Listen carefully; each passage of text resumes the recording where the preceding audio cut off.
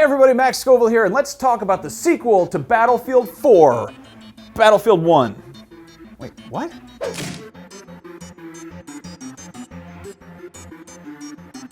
Okay, so here's everything you need to know about Battlefield 1. Way back in October 2014, when life was simpler and people still listened to Cool Kids by Echosmith, EA announced a brand new Battlefield. A month later, EA's CFO, Blake Jorgensen, said that the new Battlefield would return to the series' military roots. Officially revealed on May 6, 2016, the game was confirmed to take place in World War I.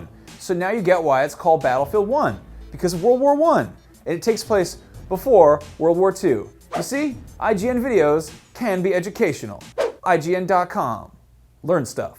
Okay, let's talk multiplayer. 4 infantry classes are returning, and as of early October, the Assault class features submachine guns, shotguns, and anti-vehicle weapons. Support has light machine guns and ammo packs. Medics have their semi-auto rifles, medkits, and the ability to repair vehicles. And scouts have their bolt-action sniper rifles and intelligence-gathering doodads. So yes, for those of you keeping score at home, engineers are gone, and assault and medics are 2 different things now. There are also 2 new vehicle classes, tankers and pilots. These let you spawn right into a tank or plane, and you can repair vehicles from within the vehicles, which is nice and safe and cozy.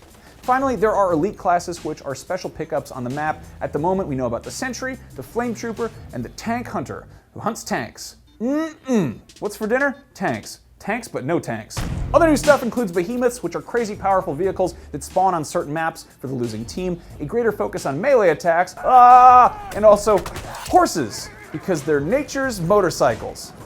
That's right? That's right? Yeah, totally. Horses, nature's motorcycles. Rounding up the nitty-gritty, the game will launch with 9 maps. You'll also have your standard conquest, domination, and deathmatch modes, where it's all about kicking and/or taking capture points. But seriously, play the objective.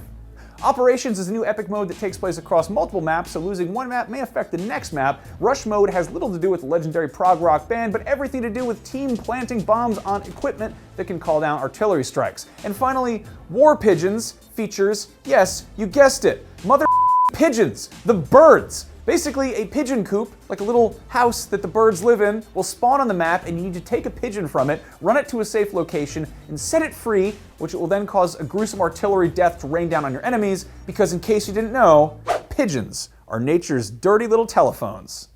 Alright, enough about multiplayer, let's talk single player. Unlike other Battlefield games, the single player is actually an anthology of different war stories meant to show how diverse the battles were. So you're playing in different characters in different scenarios, like British dogfights, hanging out with Lawrence of Arabia, being part of a tank crew, battling in the Alps, and taking part in the Gallipoli landings. The developers also said they're working on making the campaign objectives less linear, so you'll have greater freedom on how you do stuff, which is fine by me. Finally, it's not a Battlefield game without a lot of post-release and exclusive content. This is a little confusing, so bear with me. The Early Enlister Deluxe version means you can play the game 3 days early on October 18th, and you get the Hellfighter, Red Baron, and Lawrence of Arabia weapon and gear packs, and the 5 battle packs with random items. I don't know what's in them. You have to open them to find out.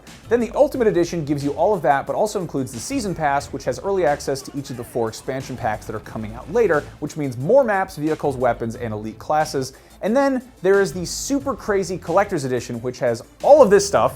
There's too much to describe it all. Specifically, I want to point out there is a pigeon messenger tube. The bird is sold separately for free at participating bus stops and parking lots.